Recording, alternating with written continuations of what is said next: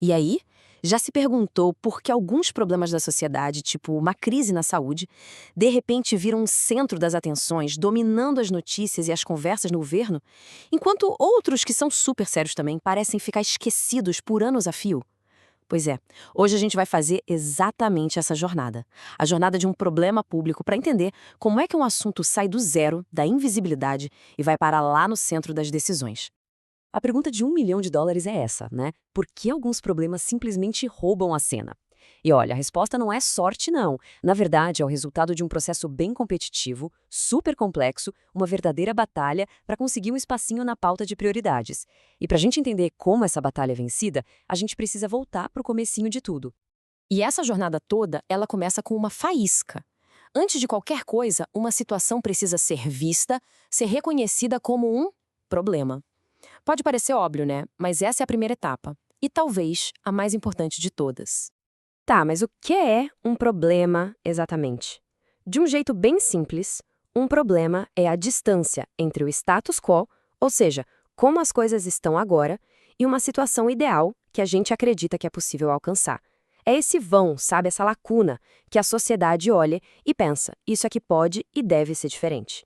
Só que aí vem o pulo do gato. Um problema não é um fato objetivo, frio.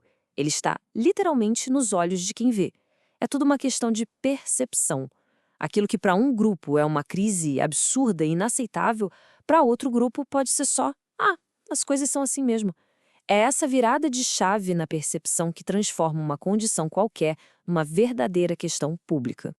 E essa percepção toda leva a gente para uma distinção que é fundamental. Pensa assim, um problema privado afeta uma pessoa, um indivíduo, e se resolve ali, no particular. Agora, um problema público, esse impacta todo mundo, a coletividade. E aí precisa de uma ação em conjunto, que geralmente vem do governo. A jornada que a gente está acompanhando é justamente sobre como muitas vezes um problema que começa privado, quando começa a se repetir em escala, vira uma questão pública que ninguém mais consegue ignorar. Beleza, o problema foi identificado, todo mundo concorda que ele existe, e agora? Bom, agora a gente entra na segunda fase, a de ser notado. É aqui que começa a luta de verdade, a briga por um lugar na tal da agenda. E o que é essa agenda nesse nosso papo? Pensa nela como uma lista de prioridades, o conjunto de problemas que os políticos, os gestores, enfim, os atores políticos consideram importantes e que merecem atenção. É basicamente a porta de entrada para qualquer tipo de ação do governo. Se um problema não está na agenda, para quem toma as decisões, ele nem existe. E olha, essa é a porta de entrada, é super disputada. Existem centenas, milhares de problemas, todos eles gritando por atenção ao mesmo tempo. Mas a verdade é que a atenção do governo e da sociedade é um recurso limitado, né? Então só alguns pouquinhos conseguem esse ingresso para entrar na pauta do dia. Mas o lance é que não existe uma porta de entrada só. Na real, essa luta por atenção acontece em vários campos de batalha diferentes e cada um deles tem a sua própria agenda. Vamos entender como isso funciona na prática? A gente pode dividir isso em 4 tipos principais. Tem a agenda privada, que é movida pelos grupos de interesse. Tem a agenda política, que é o palco dos debates no governo. A agenda formal, que é onde a coisa fica séria, com documentos oficiais tipo o orçamento. E, claro, a poderosíssima agenda da mídia. Para um problema realmente ganhar atração, ele precisa conseguir navegar e, no mundo ideal, alinhar todas elas. E nesse jogo, o poder da mídia é gigantesco. Tem uma citação clássica de 1972, de McCombs e Shaw, que resume isso perfeitamente. A mídia pode não dizer às pessoas o que pensar, mas certamente diz sobre o que pensar. Ou seja, ao escolher quais problemas vão para o holofote, a imprensa coloca uma pressão enorme em todas as outras agendas. Ok, vamos imaginar que o nosso problema conseguiu. Deu certo. Ele entrou na agenda formal. A jornada acabou? Que nada. Longe disso.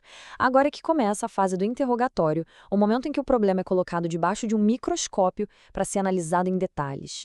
E aqui tem uma regra de ouro, talvez a mais importante de todas. É o problema que tem que guiar a busca pela solução, e nunca ao contrário. Uma política pública que funciona de verdade não começa com uma resposta pronta. Ela começa sempre com um diagnóstico preciso do problema. E esse diagnóstico costuma seguir 4 passos bem lógicos. Primeiro, o contexto. Qual é a história desse problema? Quem são os atores envolvidos? Depois, amplitude. Quanta gente ele afeta de verdade? Em seguida, a intensidade. quão grave ele é, se a gente comparar com outras coisas. E, por último, a tendência. A situação está melhorando com o tempo ou está piorando? É uma análise super metódica para entender a questão por todos os ângulos possíveis. E, para políticas públicas maiores, de grande escala, a análise é ainda mais funda. Esse modelo aqui, por exemplo, que é usado por institutos como o IPEA, destrincha o problema em 6 componentes. Vai desde levantar as possíveis causas e os dados quantitativos, até analisar políticas que já foram tentadas no passado e, claro, justificar por que o Estado deveria intervir. A ideia é ter certeza de que a base para a ação é a mais sólida possível. Muito bem, um problema que foi bem diagnosticado e que está na agenda certa, está pronto para o próximo passo. Agora a gente chega na fase mais dinâmica, mais eletrizante da jornada, o avanço. É o momento em que a análise finalmente encontra a oportunidade e a ação se torna uma possibilidade real. Sabe aquela sensação de que, às vezes, a mudança é lenta, quase não dá para perceber? E aí, de repente, tudo acontece de uma vez só?